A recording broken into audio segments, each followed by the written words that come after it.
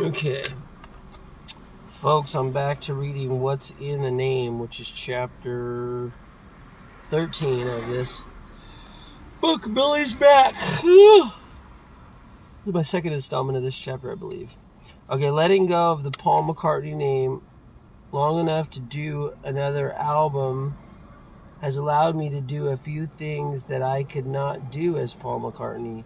In 1970, when my first Paul McCartney solo album was released, fans felt that it was below my established McCartney standard. Some of them expressed the opinion that my sing-along Junk was just a filler. That instrumental version of Junk on the other side of the album as Junk was the karaoke kind of amusement. However, it was not what my devotees expected. I never did that again. However, over the years, some people have said they liked it.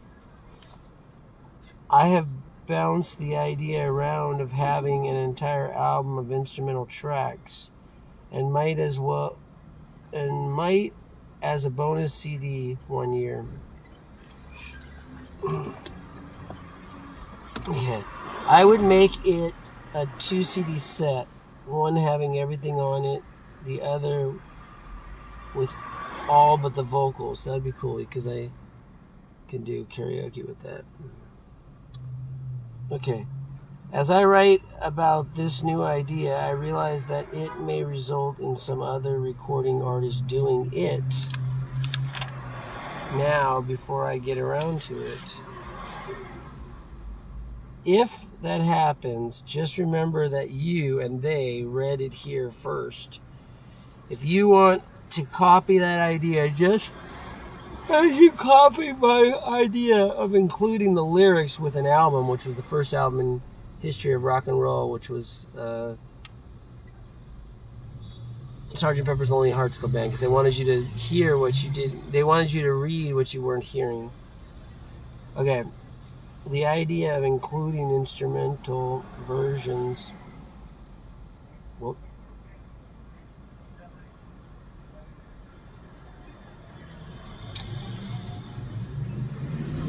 Okay. If you want, I'll just read that again. If you want to copy that idea just as you copied my idea of including the lyrics with an album, it really is okay with me. Go right ahead. We might start another new trend. Okay, the idea of including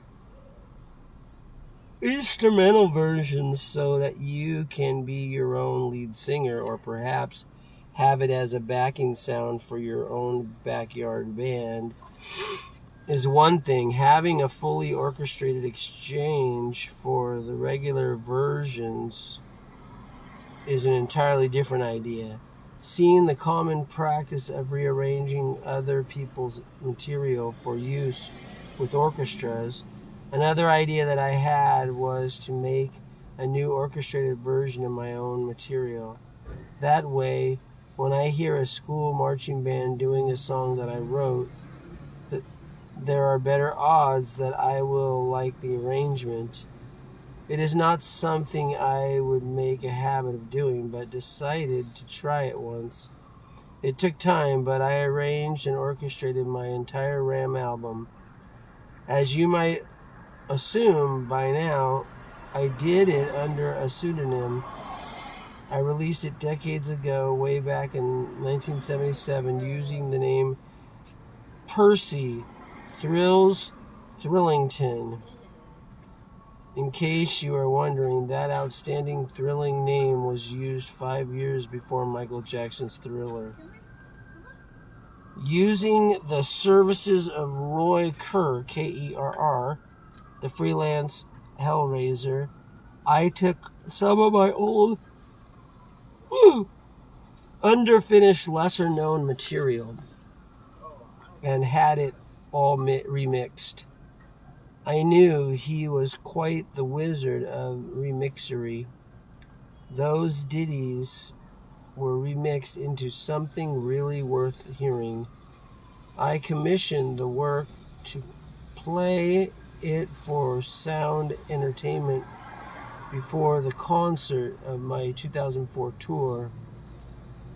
Being impressed by how it turned out, I added new tracks and released the whole collaborative remix album under the band name Twin Freaks. Early on, John and Paul, as a duo act, had been the Nerk Twins and URK. Now I am one of the Twin Freaks, leaving you to wonder whether the other twin freak is John, Roy, or Paul. Living on through others, sometimes my own inventions spawn new creativity in other artists, as Vivian Sanshell. I co-wrote Death Cab for Cutie with Neil Innes. Ben Gibbard liked the song well enough when he heard me sing it as Viv in our Magical Mystery Tour movie that he started up a band by that name. Along with other good music, they have raised a meaningful voice to wean people off of their addiction to meat. They are doing some good in the world.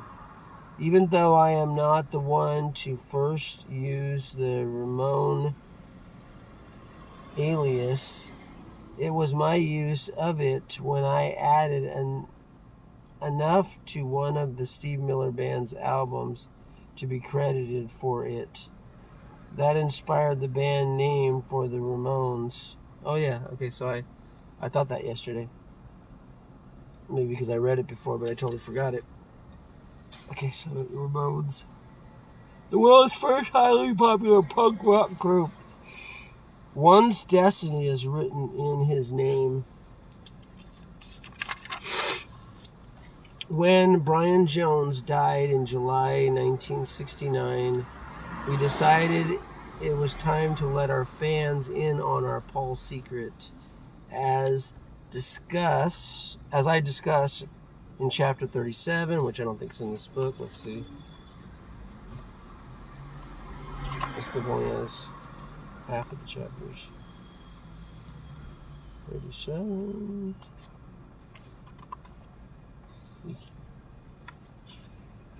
Oh. 28. Goes from 28 all the way down. 29. Anyway, whoops, I lost my place now. Frickin' frackazoids.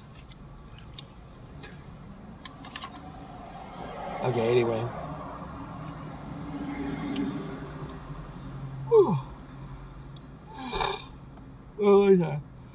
Ben Gibbons liked the song well enough when I heard it. Okay. I read that one's Destiny's written name. When Brian Jones died in July, I'm going to read this again, 1969, we decided it was time to let our fans in on the Paul secret, as I discussed in chapter 37. Once Russ Gibb broadcasted the clues, 3 months later, the world began to find lots of hints that he had hidden until then. People began writing about them.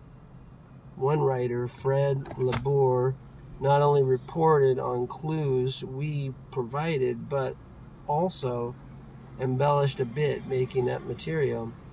It was Labour who named me William Campbell. It's Campbell. Campbell. My first name is easily deduced from Billy Shears, as announced in the Sgt. Pepper song title. Yet, he seemed to know that Billy Shears was merely my stage name. I meant it to sound like Billy's here, Billy's here. Arbitrarily, after Glenn Campbell, Labour set Campbell as my family name. The surname stuck. Coincidentally, I have Campbell relatives. He's William Wallace Campbell. Okay, 14. I would die.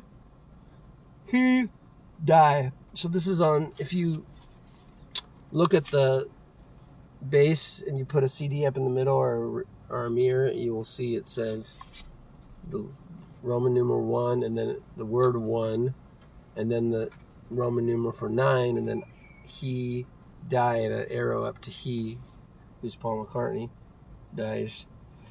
And the Roman numeral 1 and the spelled out 1 is 11, the 11th day of the 9th month, so 9/11. This is the 14th chapter. Paul is dead. Enthusiasts say that Paul died on stupid Bloody Tuesday, late on 9 November 1966, and was officially pronounced dead on Wednesday morning at 5 o'clock.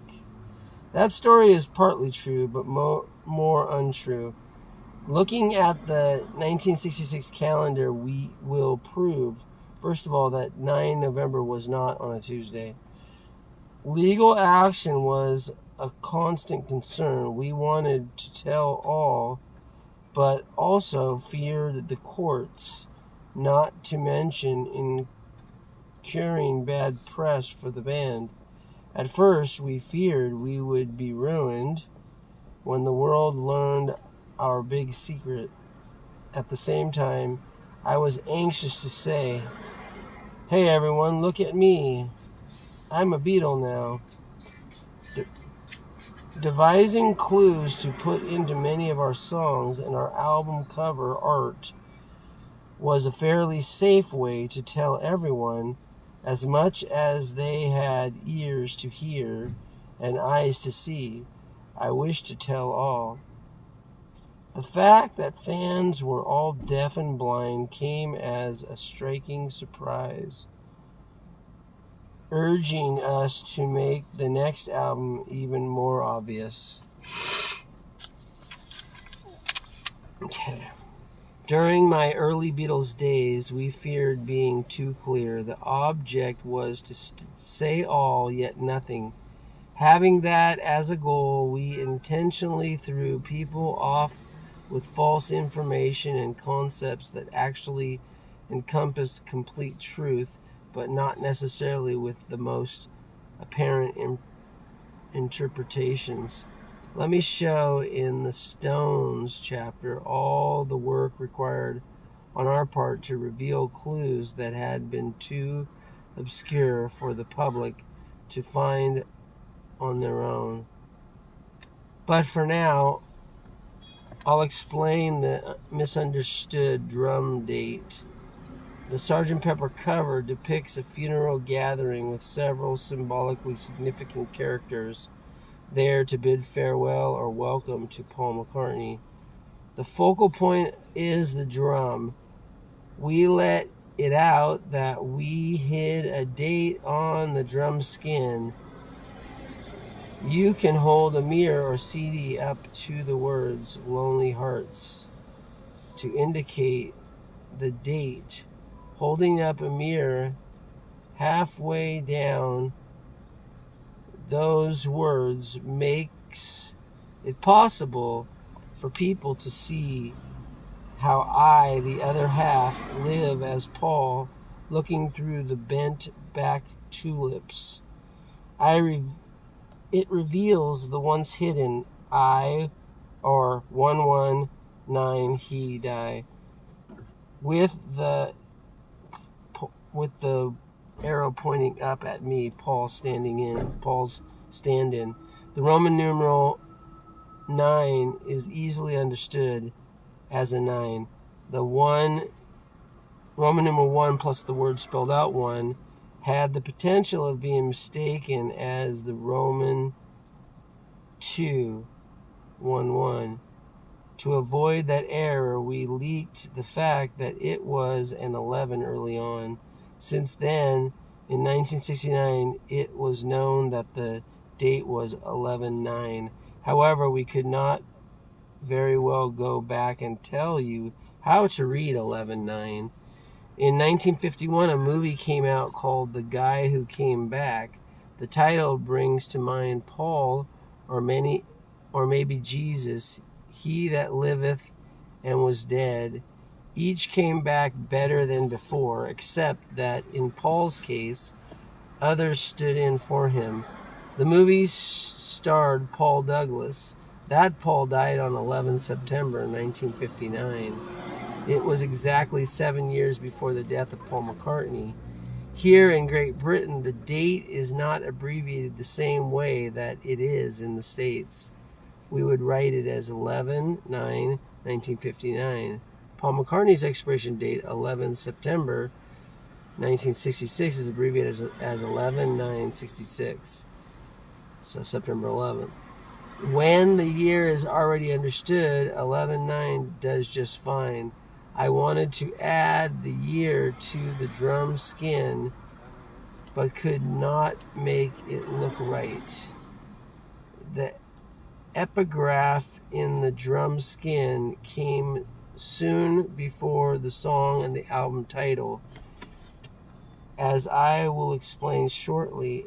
Hiding a message that is seen when divided through the center with a mirror, or now a CD, took time and effort. I will tell you how we did it. It was not merely a happy accident. By the focus on lonely hearts, the words containing that clue, we are saying we are each lonely, from missing Paul. I now, as Sergeant Billy Pepper, did not miss Paul at all, but was of all the most lonely. I missed my face and loved ones. The drum skin numbers had two meanings. The date he died is 119 or 11/9, as I have explained. Nevertheless, we also anticipated the likelihood of confusing that the date 11/9 could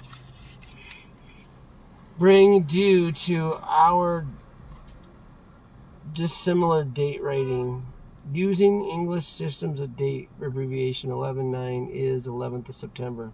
Just as we Brits drive on the side of the street opposite of Americans, our months and days are also on the other side of the divider.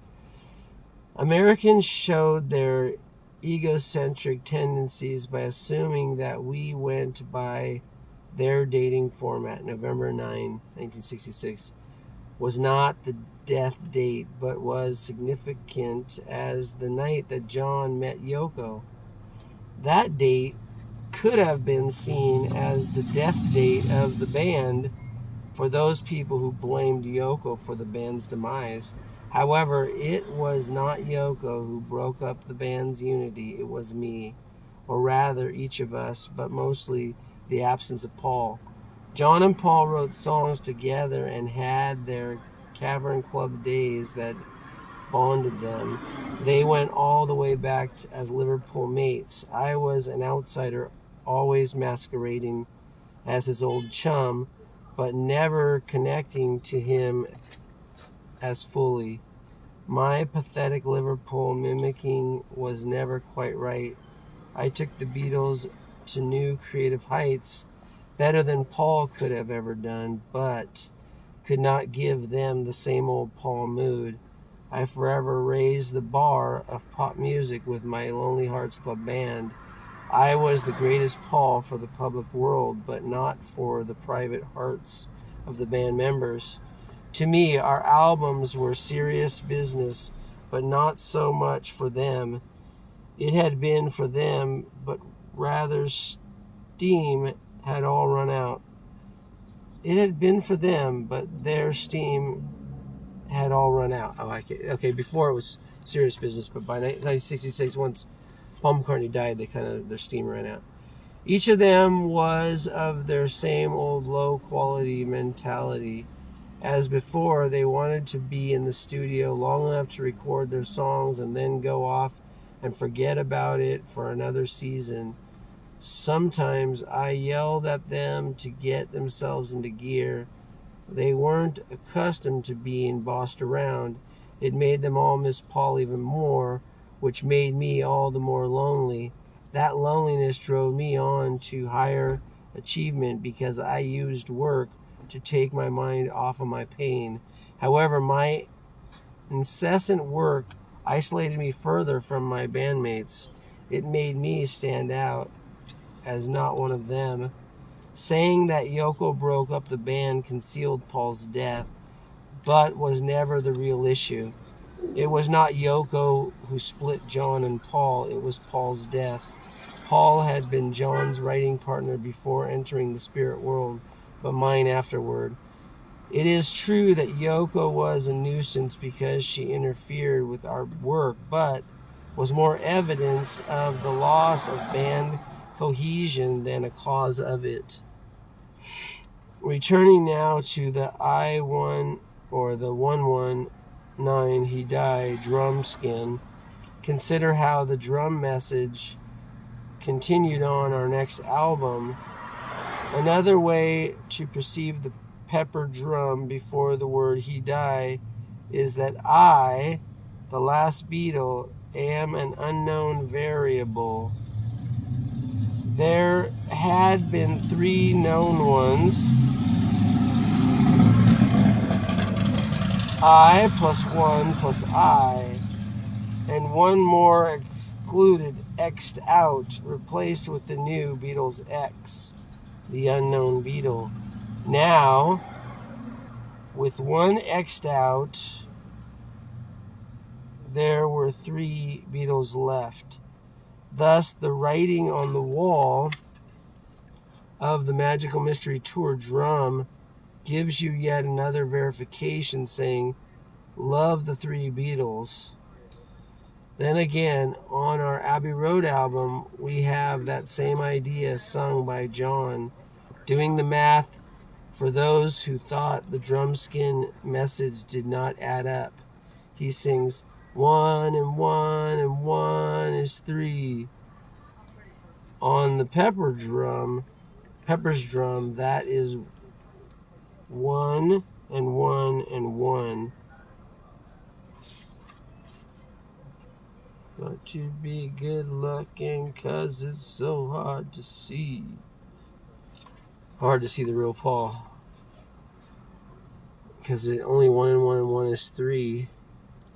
You can't see that the 4th one isn't the real one. That's why it says, got to be good looking. Because it's so hard to see. You got to be look right. All right. Yeah. All right, then. The point was to explain the death clues in the drum date. But it ties together. Having revealed all that, I'll explain the smooth transition. Paul's early warning that he received from his death nightmares moved him to work it all out. He was sure of his death. He told his family and some of his closest friends that he would die, be replaced, and live on in and through his coming impersonator. Now, having explained all of that to everyone, once he did die, they were all at least half expecting to see me show up as his continuance. They did not at all resist the switch of form because Paul had prepped everyone for it. Some of them were in denial, saying that he was not dead at all, just transformed. Okay, that's all I'm going to read today. Kids, time to go to work. Ugh. I'm so tired today. They keep freaking chemtrail in the air today. We had a couple record high days, and the fucking chemtrailers are out like crazy with a tic-tac-toes in the sky. Just causing me to have allergies. According to my muscle test, and I ask if that's why I'm having so much allergies lately. It's because of the fucking chemtrailers. I wonder if I can call my congresswoman and get her to fight this chemtrail shit. They're putting lines all across the sky until the sky gets full of clouds, so it cools the earth. It's called geoengineering. It's a fact, my friends. And there's one of them. See down there, it was way up there. But I drive around, I get to see them all day. Alright.